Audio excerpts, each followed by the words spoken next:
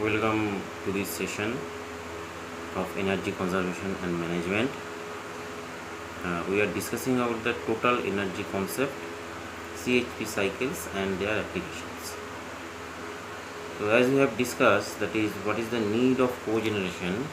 So far we have discussed that in a conventional method, power generation and supply to the customer is wasteful, because in big industrial house not only electricity is required but also some process heat also required. So in big engineering field, the conventional method of power generation and conventional method of heating purposes of various purposes, like in chemical industry, process industry, the jute industry, etc., in that case they required primarily heat that is coming from that burning of energy from the fossil fuel. So separately, if they supply heat in a separate way, if they supply heat, only the heat, then the energy will be wasteful, and separately they require to consume the electricity also. So far that we have discussed that what is the need of the CHP cycle, that is combined heat power cycle. So if we integrate these all, that is if we need to supply the heat as well as the electricity in a single source, so that will be helpful and it will minimize the waste and we can save the environment also. So far that we have discussed, in a conventional power plant merely efficiency is 35%, that remaining 65% energy is lost. And also we know that is if we recover the heat in a big conventional power plant by the heat recovery system, that heat also can be useful to generate some power. So we have discussed now, that is what are the principles of cogenerations, that is in a combined power cycle defined, that is sequential generation of the two different form of useful energy from a single primary energy source, typically mechanical and thermal energy. So if we want to increase the efficiency of this plant, any plant, and if we want to increase the cost effectiveness of the fuel, so we have to go for cogeneration method. Simultaneously, in a industry where the principal requirement is heat and subsidiary requirement is the electricity, because without heat some industries are there that they cannot even run with the electricity. They consume more power or more energy in a process heat than the requirement in electricity. So electricity, they are secondary need, as we are stating. Their primary need is, that is heat. So if they can produce heat, electricity as well as heat in a cogeneration method, that will be very helpful. For example, suppose industry requires 24 units of electricity energy and 34 units of heat energy. So by separating heat and power route, the primary energy input in power plant, if the efficiency of the power station is 40%, so that means 60 units of heat will be required to generate the 24 units of electricity. If a separate boiler is used for steam generation, and then fuel input to boiler will be 40 units, and suppose the fuel input requires 40 units and their efficiency is 85%, that is heating boiler. So again the 64 units of heat that will be required, that is for heating input, suppose 34 units is required and the efficiency of the heating boiler is 85%. So another heating boiler, only for heating boiler, that is 40 units of heat is required.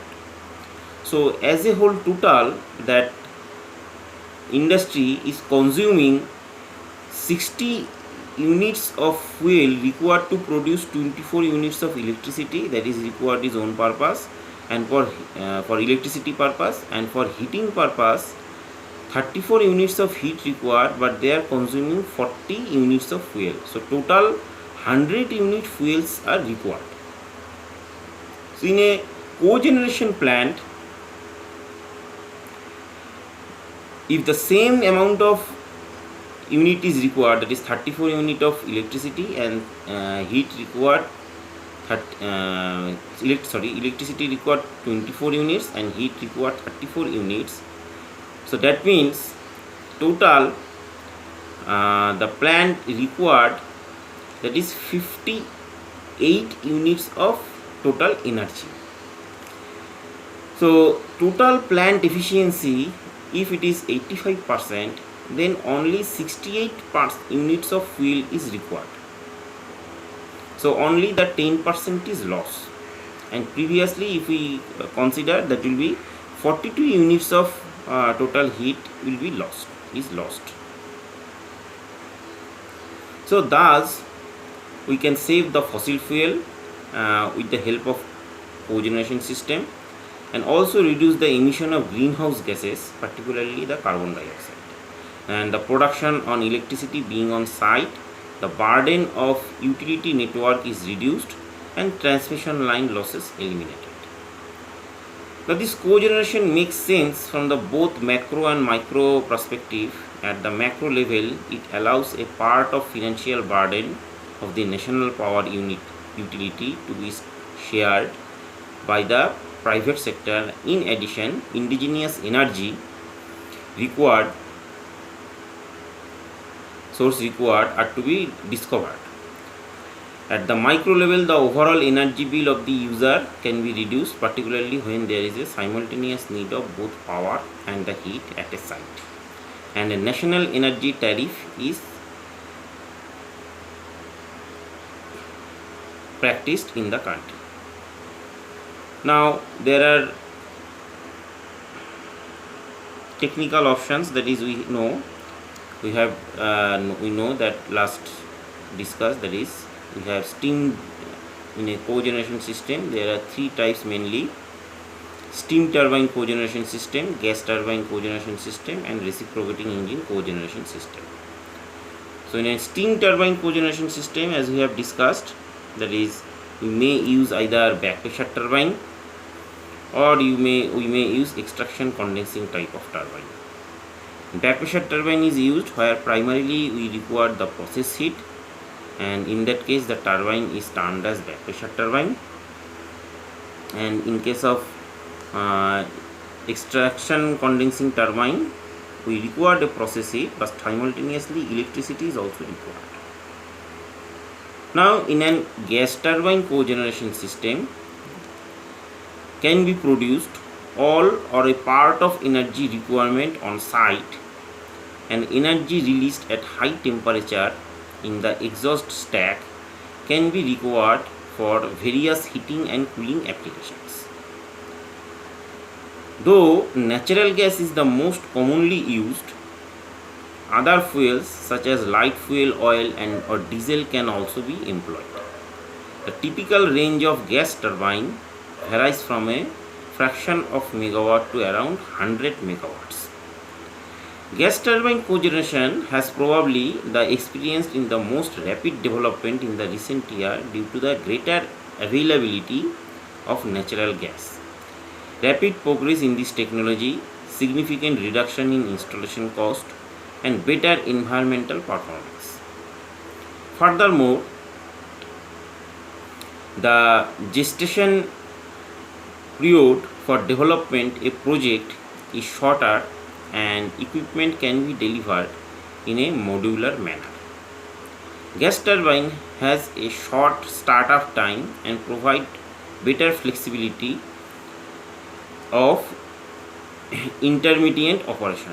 Though it has a low heat to power conservation efficiency, more heat can be recovered at high temperature.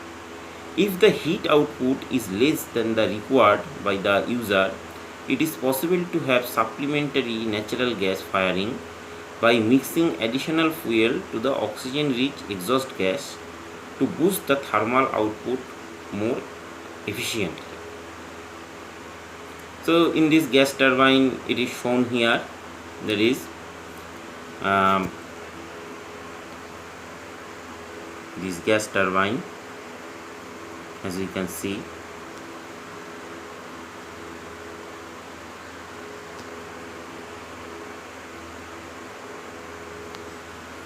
This is the gas turbine. The fuel air is coming from this side, and this is the compressor. And after compressing, this part is moving to in the turbine, but primarily the fuel is burned and the flue gas leaves at very high temperature, and the electricity is generated. So in this process,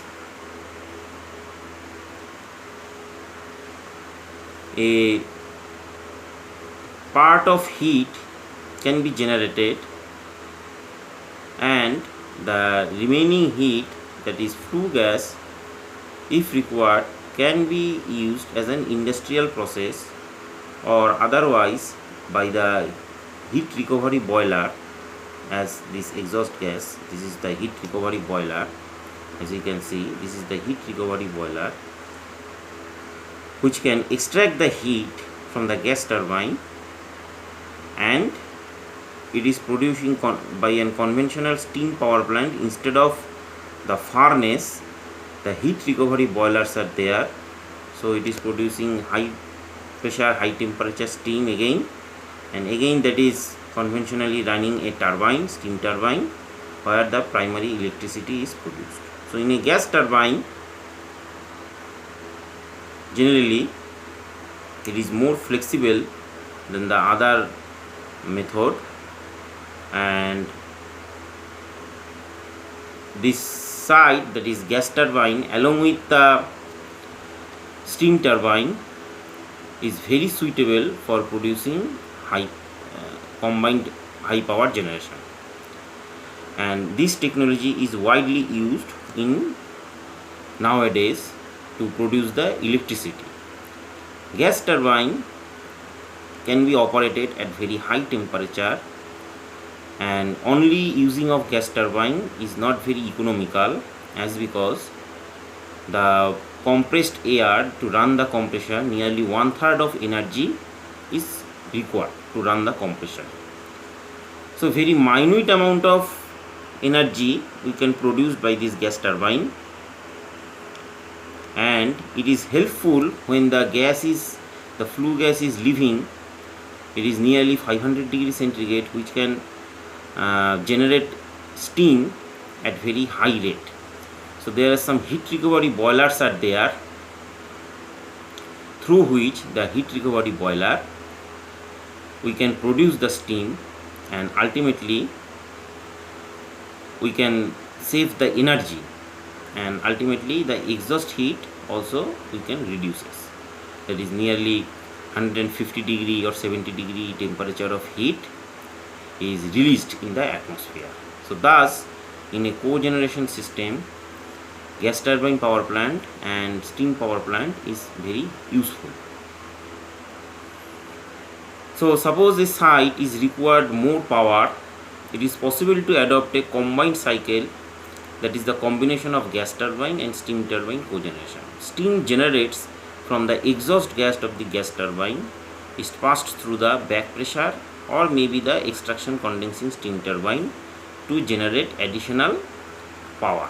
The exhaust or extracted steam from the steam turbine provides the required thermal energy. So in a waste recovery boiler, the steam is generated, and ultimately the power produced, in this case is very helpful as we require less amount of energy as a fuel, and the exhaust gas temperature also reduced, and the less amount of carbon dioxide, or that is less polluted in this system. That is gas turbine cogeneration system. Now next is that is reciprocating engine cogeneration system. In reciprocating engine cogeneration system, that is conventionally IC engine, that is internal combustion engine, is used to generate high which is of high power efficiency in comparison with other prime mover. So this internal combustion engine or IC engine is used to generate the electricity. So as we know that internal combustion engine, the cogeneration system high power generation efficiency in comparison with other prime movers. These are the two source of heat for recovery, that is exhaust gas at high temperature and engine jackets cooling water system at low temperature. So as heat recovery can be quite efficient for a smaller system, these systems are more popular with smaller energy consuming facility, particularly those having greater needs for electricity than thermal energy, and where the quality of the heat required is not high, that is low pressure steam or hot water. So as we can see, it is an industrial IC engine where the in case of ice, in this case that is medium power generation house, where sufficient amount of power is required for a low scale to medium scale industry for their own purposes, that is captive power plant.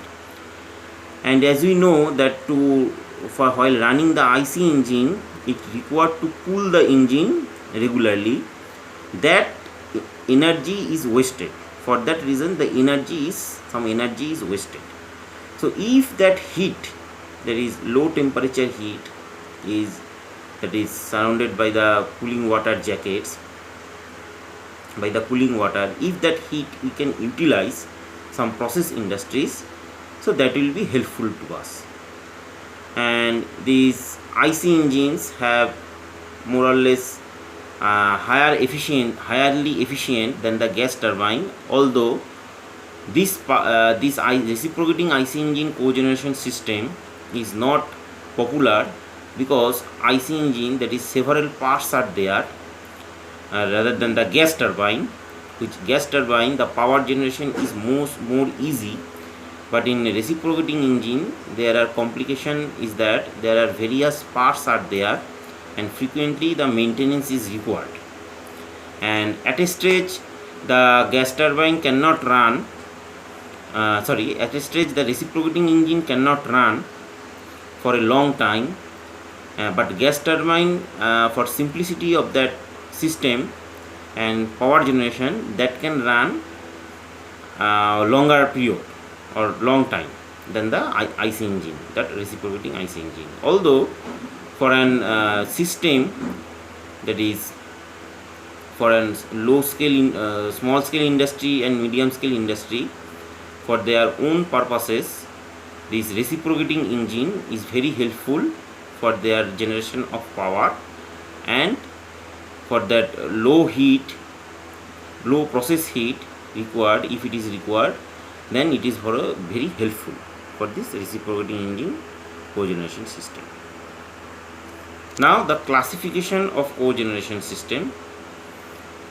Cogeneration systems are normally classified according to the sequence of energy used and operating scheme adopted.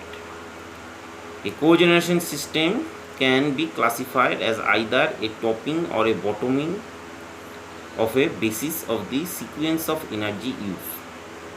In a topping cycle, the fuel supplies is used to first produce power and the thermal energy, which is the byproduct of the cycle and used to satisfy process heat or other thermal requirements. Topping cycle cogeneration, is widely used and is most popular method for cogeneration.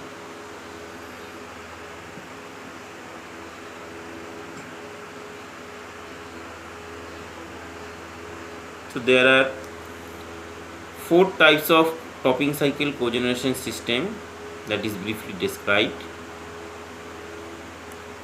A gas turbine or a diesel engine production electricity or mechanical power, followed by a heat recovery boiler to create a steam turbine to drive a secondary system turbine. This is called combined cycle topping system. So in this case, the combined cycle power generation system, a gas turbine is used as a topping cycle, where primarily in a gas turbine the fuel and through the compressed air the fuel is burned, and primarily in a gas turbine the heat is generated. Then by the heat recovery boiler, through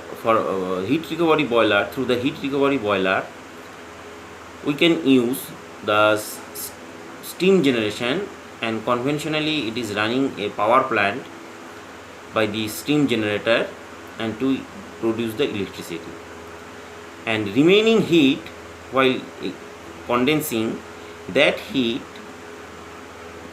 we can use as an process purpose also. So this is most important and widely used and very popular, this gas turbine steam turbine based cogeneration system. Now the second type of the system that burns fuel to produce high pressure steam and then pass through a steam turbine to produce power with the exhaust provides low pressure process steam. This is steam turbine topping cycle. So in a high pressure steam, in this case there are generally two steam cycles are there. That is, steam burns fuel. This system burns fuel to produce high pressure steams that is passed through the steam turbine to produce power with the exhaust provides low pressure process system. So first of all we see that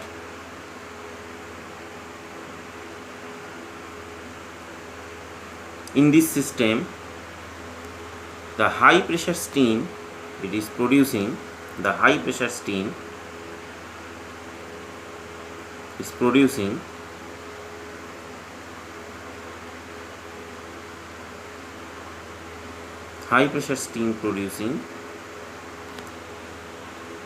by burning of any kind of fuel, and it is passing through the topping cycle, it is passing through the turbine.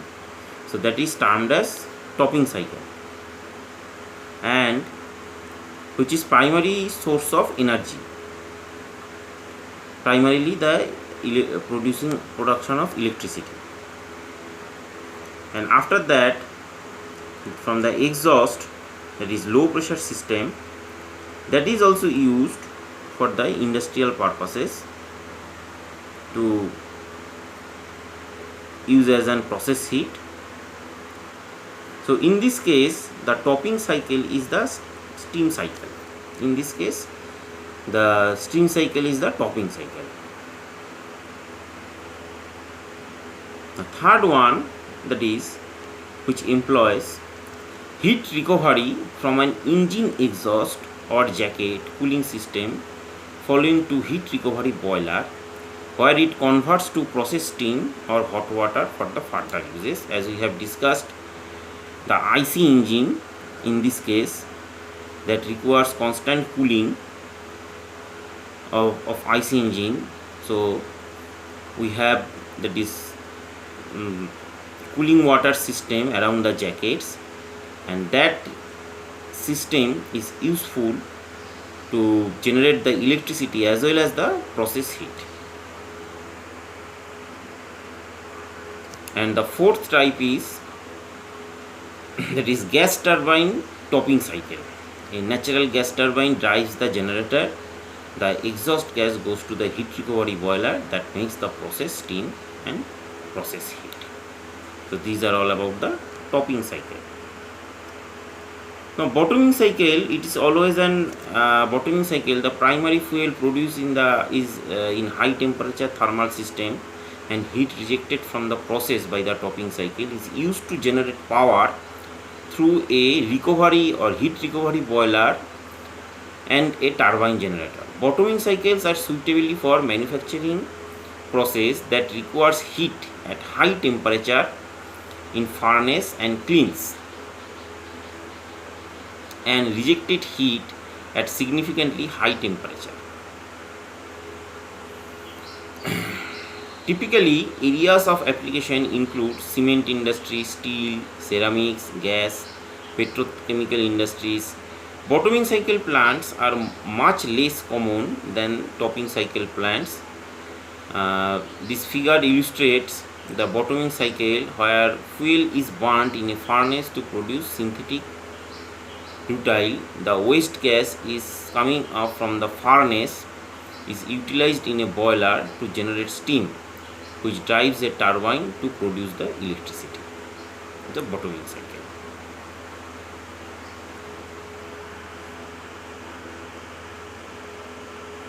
Or in a thermal power plant, the bottoming cycle generally the steam turbine cycle from the topping cycle, that is from the gas turbine generally, or maybe the mercury cycle is the topping cycle generally, where the heat is produced converted to electricity, and then again in the bottoming cycle the heat from the heat recovery boiler that we are producing steam to produce the electricity again. So, or otherwise in a bottoming cycle is suitable for manufacturing process, as we have discussed, because the high temperature heat that leaves the primary topping cycle is utilized in the furnaces or kilns in a cement industry, that is heat rejected, where the heat rejected is significantly high temperature. And typical areas, that is steel, cement industries, ceramic and glass or petrochemical industries. And sometimes with the help of heat recovery system, which can run by it can run by an gas turbine, so it can produce the electricity. So far that we have discussed about that various type of cycles, topping cycles, and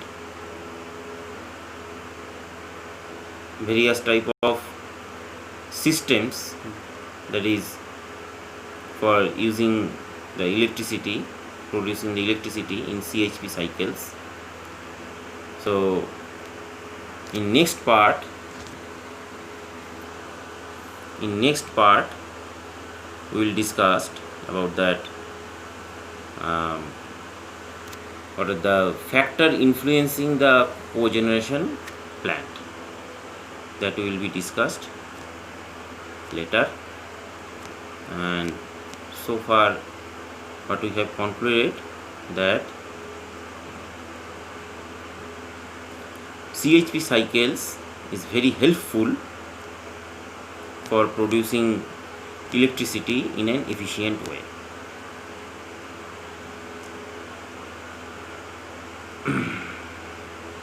And these systems is used to produce the electricity as well as the heat required for an industry in suitable way. So far we have discussed, that is what are the cogeneration, why we require cogeneration, and what are the popular cogeneration systems are there, and what are the topping cycles, classifications of topping cycles, and bottoming cycles, what are the applications of bottoming cycles. And that's all for this session. And next session we will discuss factor influencing cogeneration choice. So we will stop this. Thank you for joining in this session.